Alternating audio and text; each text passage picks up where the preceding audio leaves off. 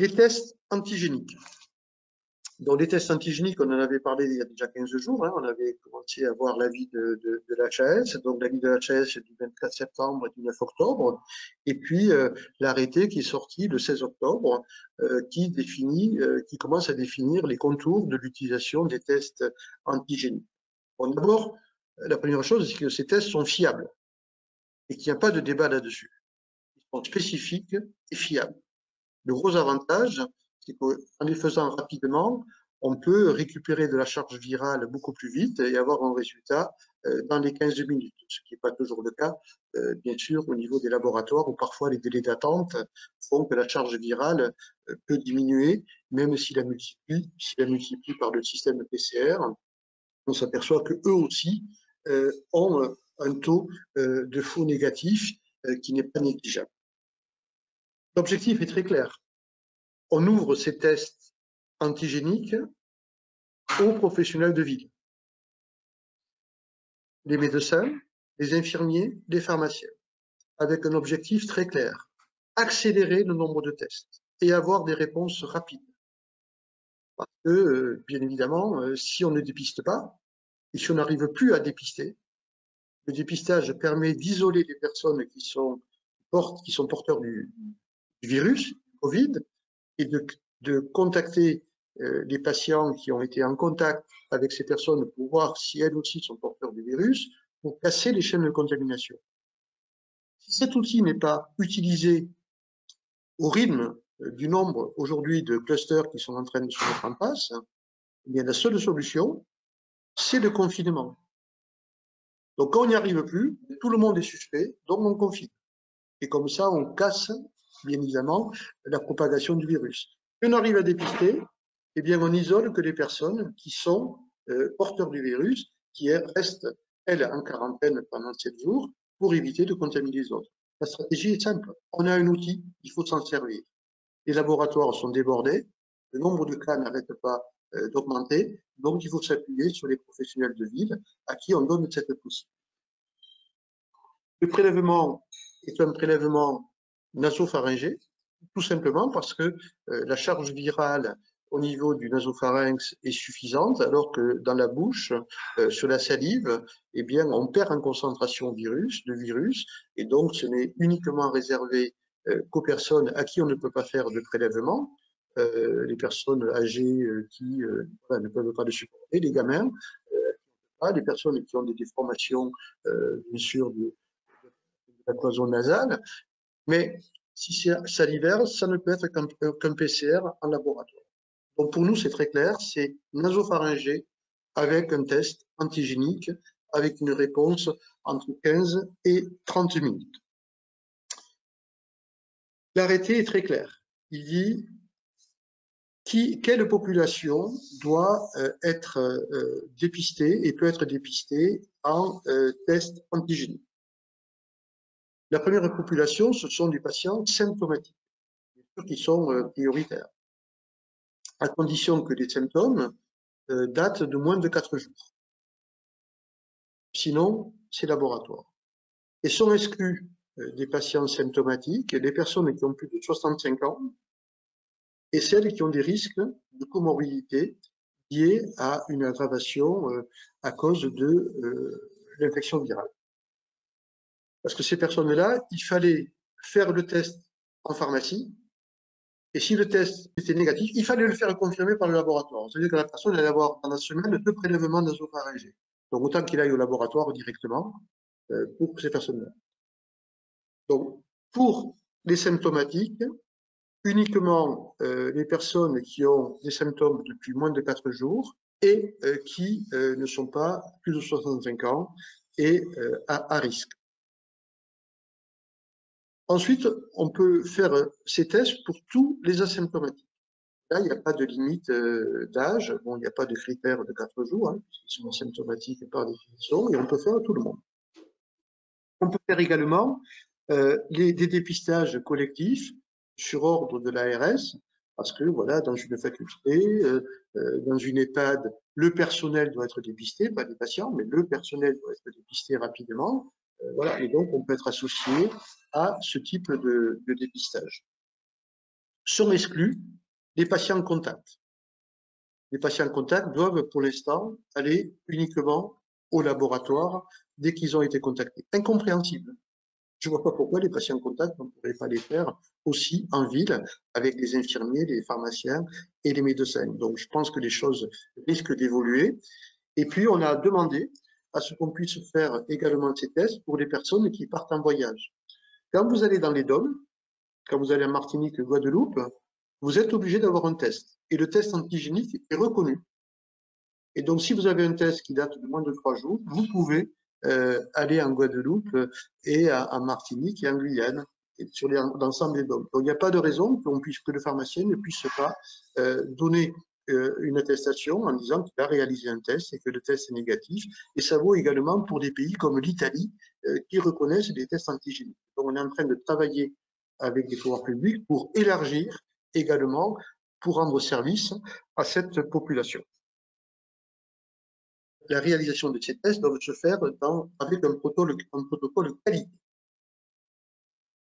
Dans ce protocole qualité, chaque pharmacien doit le faire. Alors bien sûr, ça ne va pas se passer comme ça. On est en train de travailler déjà avec l'ordre des pharmaciens. On a déjà envoyé et échangé des documents, bien sûr avec l'autre syndicat, pour vous proposer dès la semaine prochaine un document commun que vous pourrez, vous, avoir comme base et intégrer dans votre officine pour répondre aux recommandations et aux critères de l'arrêté qui nécessite de mettre en place un protocole de qualité dans son officine. Donc, qu'est-ce qu'il y a dans ce protocole? Qu'est-ce qu'il va y avoir dans ce protocole? D'abord, il va y avoir la protection du personnel. Donc, la protection, c'est la mise en place d'une surdose, un masque FFP2, une charlotte et des lunettes ou une visière de protection et bien sûr les gants. L'organisation de la pharmacie, pour éviter que les patients se croisent, ceux qui sont susceptibles de faire le test. Donc ça veut dire qu'il faut organiser l'espace de la pharmacie. Donc on est en train de demander l'autorisation de pouvoir faire un prélèvement sur le parking, comme le font les laboratoires, quand la pharmacie a la chance d'avoir un parking, de pouvoir mettre un espace à l'extérieur de la pharmacie, ce qu'on appelle un barnum, pour pouvoir éventuellement faire des prélèvements, donc autoriser les pharmaciens qui veulent s'organiser comme ça à pouvoir le faire. Il peut y avoir aussi l'utilisation de la porte arrière de la pharmacie, car on en a une pour les livraisons ou pour l'entrée du personnel, et d'avoir un espace autour de cette porte, ce qui évite le croisement des patients qui vont se faire dépister et des patients qui viennent tout simplement chercher leurs médicaments. Donc on est en train de travailler avec l'ordre et avec les pouvoirs publics pouvoir voilà, avoir des règles qui permettent de s'organiser parce qu'il faut être suffisamment souple, mais avec de la qualité.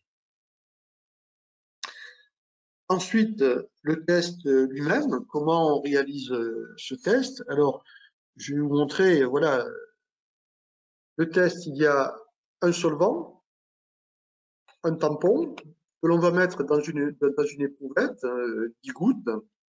Ensuite, on va faire le prélèvement avec les couvillons. On va le mettre dans l'éprouvette, tourner 6 fois, donc pour bien récupérer le prélèvement, les cellules épithéliales et tout ça. Le laisser pendant 1 minute.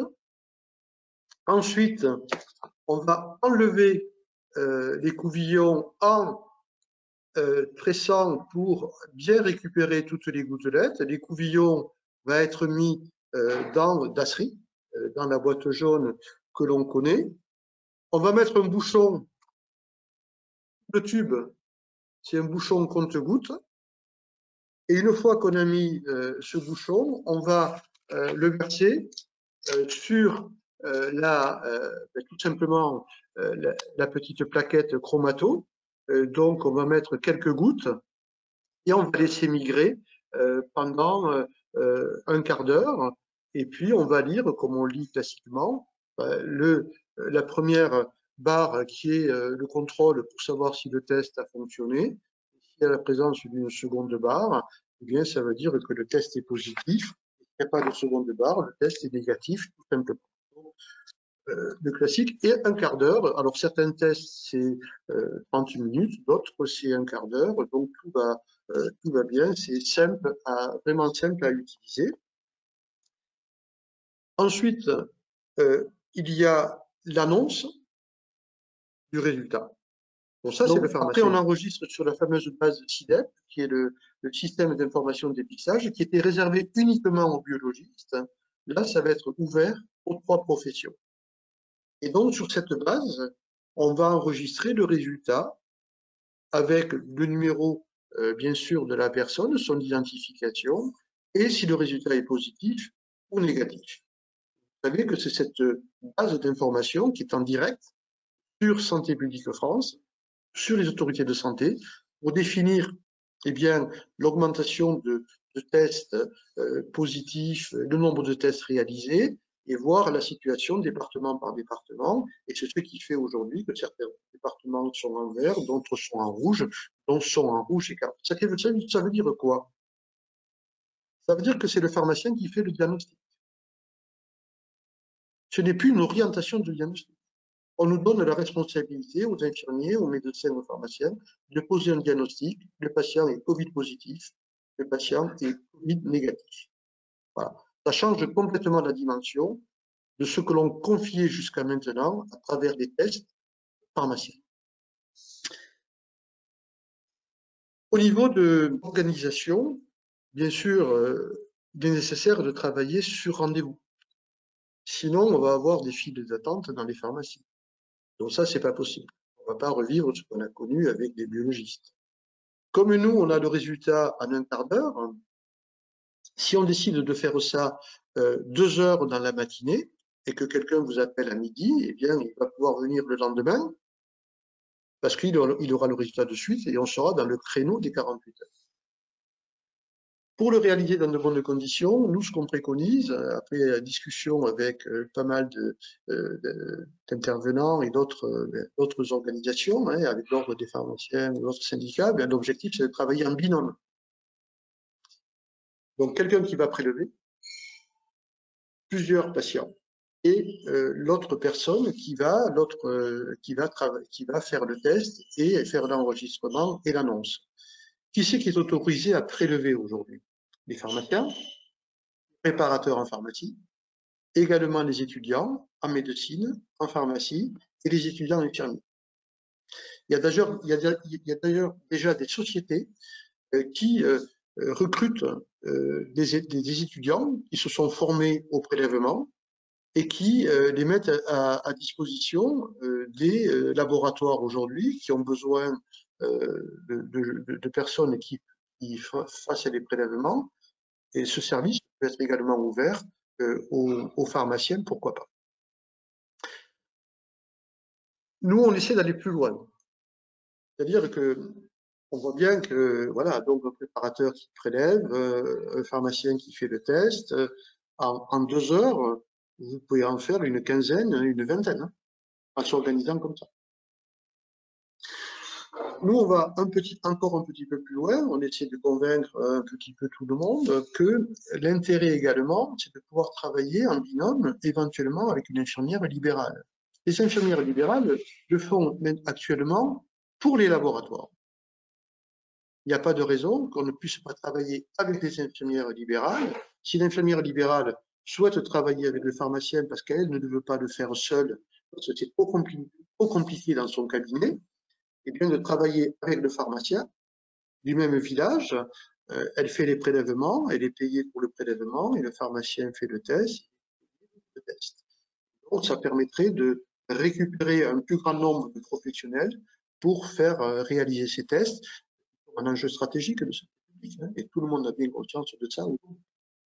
Donc, en gros, laisser voilà, un petit peu de souplesse pour que chacun puisse s'organiser en fonction de sa situation, de la taille de sa pharmacie, en fonction des locaux de sa pharmacie, en fonction de la proximité d'un cabinet infirmier qui a envie de travailler ensemble, pétard, qu'on mette en place des choses adaptées à la situation de chacun pour que ceux qui veulent le faire puissent se répondre au présent et ne pas mettre des contraintes supplémentaires pour empêcher des pharmaciens ou des infirmiers de le faire. Le tarif du test, il est de 34 € remboursé par l'assurance maladie. Donc, 34 € pour le pharmacien qui va, lui, fournir le test et avoir des équipements de protection individuelle. Vous verrez que pour les autres professionnels, on va leur fournir le test. C'est les pharmaciens qui vont le fournir et ce test sera pris en charge par l'assurance maladie. Donc, bien sûr, ils ont réduit les 34 € le montant du test pour les infirmiers, dont les infirmiers, le test qu'ils vont réaliser sera à 26 €. 34 € moins 8 €, qui est le prix limite de vente du test. Pour les médecins, ce n'est pas 26 €, c'est 21 €, donc un petit peu moins, parce que bien évidemment, on va le faire dans le cadre d'une consultation, et bien sûr, ils prendront les 25 € de la consultation. Donc, en fait, les médecins ou les infirmiers ne sont pas mieux payés, j'entends ça un petit peu, ça revient un petit peu aux oreilles, et personne croit qu'on est moins payé que les autres. Non, pas du tout, on est payé identique à l'identique comme les infirmiers, et les médecins ont ristourné 5 € de plus, puisqu'eux auront une consultation de 25 €. Sinon, ben, ils ne feraient pas de consultation Covid et ne feraient pas de dépistage, tout simplement. On identifie l'assuré, le prescripteur, c'est le pharmacien, et on facture l'assurance maladie les 34 €. En plus de ces 34 €, il est prévu, et ça c'est à l'initiative de l'USPO, 300 € supplémentaires. On avait demandé 600. On a eu 300. Ces 300, c'est fait à la fois pour les pharmaciens qui vont faire des tests, et ils auront un forfait de 300 €, et également, c'est pour compenser le travail de mise à disposition des tests auprès des autres professionnels de santé. Donc, on va facturer 8 € le test. Si le test est conditionné en boîte de vin, eh bien, ça fera une facture de 160 € pour l'assurance maladie. Immédiatement remboursé avec le système classique de tiers payant. Donc, ce sera en PMR, donc en prescription médicale remboursable, donc il n'y aura pas de code qui est prévu. L'identification du professionnel se fera par son NIR, par son numéro, pour pouvoir savoir quel professionnel a récupéré les tests. Et le prescripteur, ce sera également le professionnel, quand il est habilité à prescrire, ou le numéro fictif qu'on utilise si on n'arrive pas à avoir son numéro de prescripteur. Donc, il est hors de question de déconditionner les boîtes. Si c'est une boîte de 20, on donne la boîte de 20 tests. La boîte de 25, on donne la boîte de 25 tests. Juste pour finir sur les tarifs, vous avez vu que l'USPO a obtenu 4 € supplémentaires. Et ça s'est passé la semaine dernière. Ça a été très tendu puisque malheureusement, d'autres avaient accepté 30 € pour la réalisation de ces tests. Je pense qu'à 30 €, ça allait décourager beaucoup de professionnels. Et peut-être que ceux qui ont accepté 30 € sont ceux qui ne sont pas très favorables à ce que ces tests se réalisent dans les pharmacies. Donc, on a continué de négocier. Alors, c'est pas facile, parce que quand vous avez un autre syndicat qui a accepté 30 €, pour arriver à remonter la pente, c'est compliqué. C'est pas la situation la plus confortable, mais on a récupéré 13% de plus, c'est-à-dire 34 € à mettre plus 300 € que l'on a réussi à contractualiser avec l'assurance maladie et qui va aujourd'hui être la base la négociation est terminée et c'est à ce tarif qu'on pourra faire les tests antigéniques en pharmacie. Reste un point important, la formation. Il est hors de question de faire ça sans formation. Alors bien évidemment, ça va se faire en e-learning. Il y a déjà des e-learning qui circulent, des e-learning qui sont faits déjà pour ceux qui prélèvent dans les laboratoires. Il y a déjà des formations qui sont disponibles. Bien sûr, nos organismes de formation sont bien sûr au travail pour mettre en place des e-learning très rapidement dès la semaine prochaine pour les pharmaciens et les préparateurs qui veulent se former. Et puis, on est en train d'acquérir des nez artificiels pour pouvoir s'entraîner physiquement. Alors, je sais que j'ai déjà trois URPS pharmaciens qui ont déjà acheté des nez et qui sont en train de mettre en place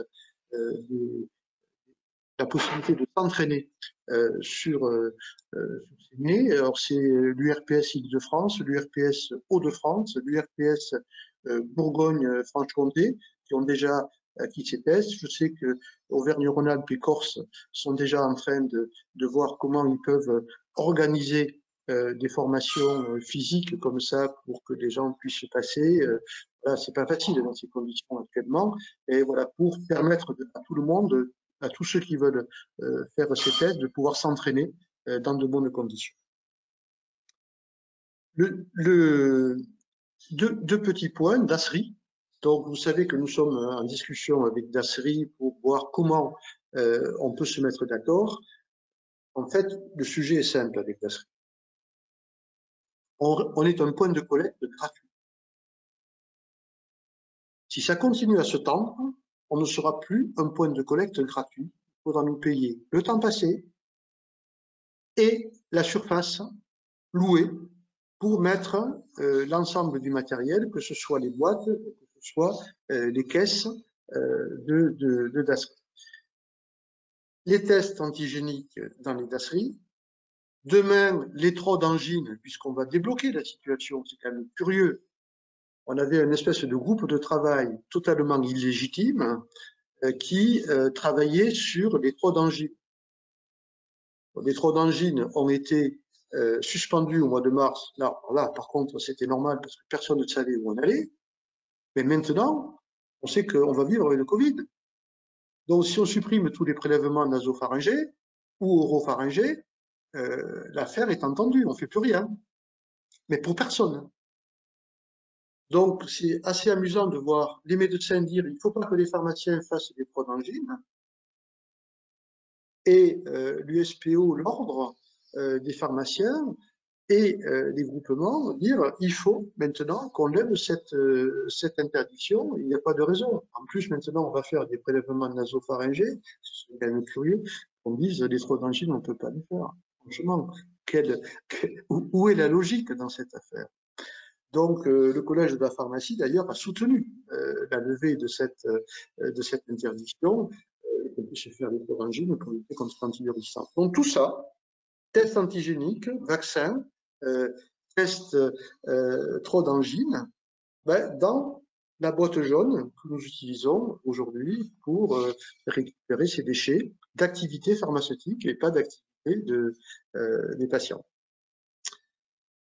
Alors, on essaie de se mettre d'accord avec Dasri. Il y a un conseil d'administration le 4 novembre où on va être auditionné dans ce conseil d'administration de Dasri. On a eu une réunion avec le directeur général de la santé pour dire qu'on trouve un accord. Et l'accord est quand même relativement simple. Je reste gratuit, mais derrière, vous récupérez mon activité pharmaceutique. Sinon, je vous fais une facture et vous me ferez une autre facture. Si on ne fait pas ça. Tout ça, à la fin, s'équilibre. Franchement, les laboratoires qui nous ont mis dans les pires difficultés continuent à ne pas vouloir contribuer sur Dasri pour l'activité d'injection à l'officine. Je les trouverais particulièrement cyniques de ne pas le faire. Donc, on va se mettre d'accord et puis je conseille aux pharmaciennes de bien garder leur boîte pleine. Et à un certain moment, eh bien, quand il faudra le mettre dans les cartons, il faut une preuve de comment vous avez éliminé vos déchets. Eh bien, la preuve, si vous faites une photo de vos 3 boîtes ou de vos 2 boîtes, en train de les mettre avec la date dans le carton de Dasri. Au moins, vous aurez la preuve de la façon dont vous avez éliminé les déchets. Apparemment, c'est ce qu'il faut fournir si vous avez un contrôle. Faites une photo avant de les mettre dans les caisses. Et puis, juste un petit point pour revenir sur les tests antigéniques, avant qu'on démarre les questions. Sur les tests antigéniques, de pouvoir les faire à l'officine, Eh bien, quand votre personnel est contact, eh bien, on voit bien qu'aujourd'hui, parfois, certaines caisses d'assurance maladie envoient directement un arrêt de travail à ces personnes, préparateurs, alors que théoriquement, ils ne devraient pas le faire, puisque un professionnel de santé qui est asymptomatique peut continuer à travailler. Ça vous permettrait, dans l'instant, de dépister immédiatement tout votre personnel pour pouvoir le rassurer et qu'il puisse continuer à travailler avec le reste de l'équipe officinale en toute sécurité, puisque vous aurez le résultat dans le quart d'heure.